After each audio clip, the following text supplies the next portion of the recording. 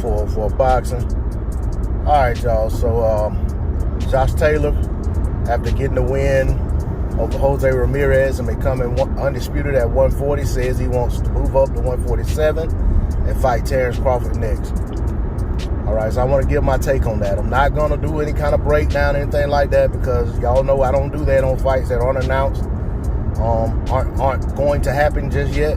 But I will just give my take on what I think of the fight itself in terms of the fight being made and the things that I feel about it. So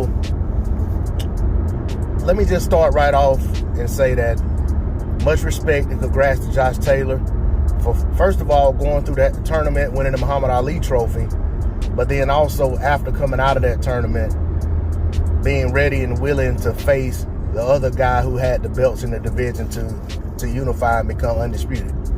A lot of people are making a lot of who he beat to become undisputed, who the names were that were there versus the guys that Terrence Crawford fought. I'm not here to debate that. I'm just going to say that with that being said, I feel like the consensus or the more popular thinking is that Josh Taylor had the tougher path to undisputed, thus being he beat better guys at 140 pounds. All right. Bud Crawford moved up to 147. A lot of them same people who say that say Bud Crawford hadn't fought anybody at 147 pounds. So if that's the case, Josh Taylor is the younger fighter. He's the fresher fighter. He's going to be the bigger fighter on fight night should they fight. And he's beat the better opposition based on the things I just said. Not saying those are my beliefs. I'm saying that is the popular opinion that's out there.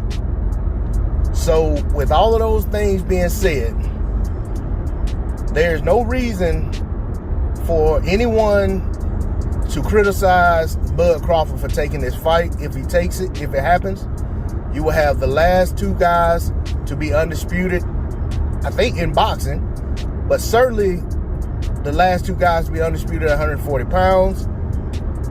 And it's not a large gap in time between the time that the both guys are undisputed. We're talking about maybe 3 years max. So Bud Crawford hadn't been at 147 a terribly long time, although he does look to have filled out in the division. But like I said, the popular opinion is he hadn't fought anybody at 147 anyway. So he's just a blown up 140 pounder who hasn't fought anybody. And he's going to be fighting another 140 pounder moving up who's bigger than him and has done just as much as him in terms of what he did at 140 pounds with less overall career fights and a younger fighter. So I just want to end in saying that when this fight happens, I'm interested to see how those of you who have the opinions that I just stated, who you pick to win the fight, and will you give credit to the winner of the fight, no matter who it is, and not try to say, well, he was this or he was that, or well, you should expect that and this, that, and the other. Because like I said, the popular opinion is that Josh Taylor has beat the better level of opposition. So to me, based on those things, Josh Taylor has a lot of advantages going into a fight with Bud Crawford. He's the bigger fighter, he's the fresher, younger fighter, and he beat better opposition. Sounds like he should be the favorite. That's all I got to say on the subject. D-Lo 404 Boxing. Like, share, comment, subscribe. I'm out. Peace.